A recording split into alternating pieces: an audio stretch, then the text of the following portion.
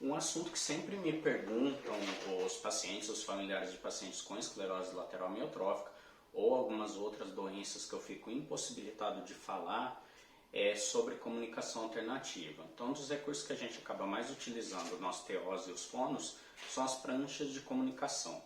A prancha de comunicação mais simples, então eu vou fazer agora uma série de vídeos para mostrar uma a uma e quais são os maiores erros e como eu posso facilitar esse uso tanto pela família quanto pelo paciente. Então no vídeo de hoje eu vou mostrar só o seguinte: essa aqui é uma prancha das mais básicas, é uma das mais usadas, então acho que dá para ver mais claramente aqui, né? É uma prancha de letras em que eu ditaria usando um sistema de comunicação entre o familiar, entre o cuidador e o paciente, e essa prancha facilitaria.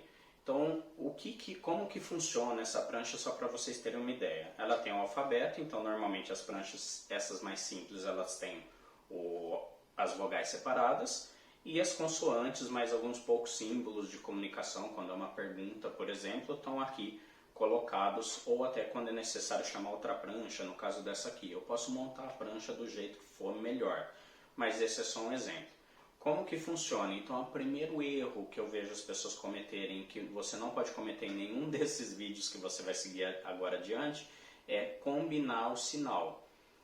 Um paciente com esclerose lateral amiotrófica, o primeiro sinal que as pessoas pedem é para ele piscar.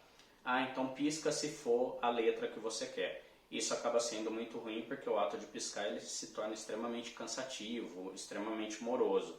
Então, um jeito mais fácil é sempre combinar o sinal entre quem está sendo o interlocutor, operando a prancha, e com o paciente. Então, se for, por exemplo, que eu gosto muito de fazer, se a letra for aquela, olha para mim.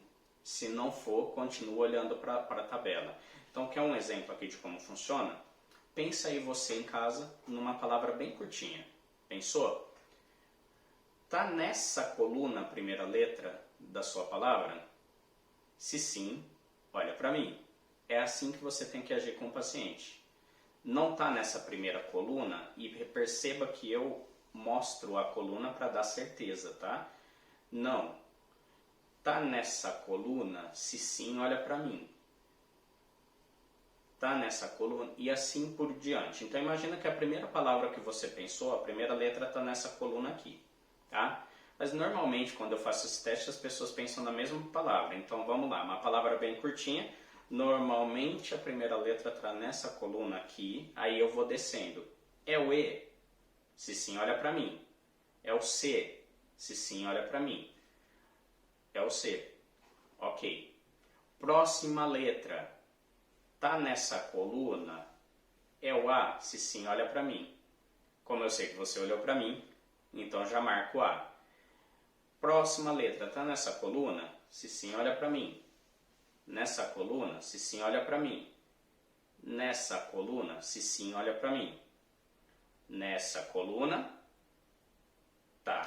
Nessa coluna? Se sim, olha para mim. É o I? É o D? É o L? É o S? Ok. Aí eu posso até, dependendo do grau de intimidade que eu tiver com a pessoa, chutar aqui. É casa. Se não, o que a gente faz é continuar mostrando passo a passo. Tem uma série de erros nisso que eu mostrei para você. Você consegue identificar o erro, você profissional, e você usuário. Achou simples de utilizar? O que pode melhorar nesse sistema? Então veja os próximos vídeos, quais foram os erros que eu cometi aqui e como melhorar esse sistema de comunicação aos poucos para aquele familiar que você tanto gosta.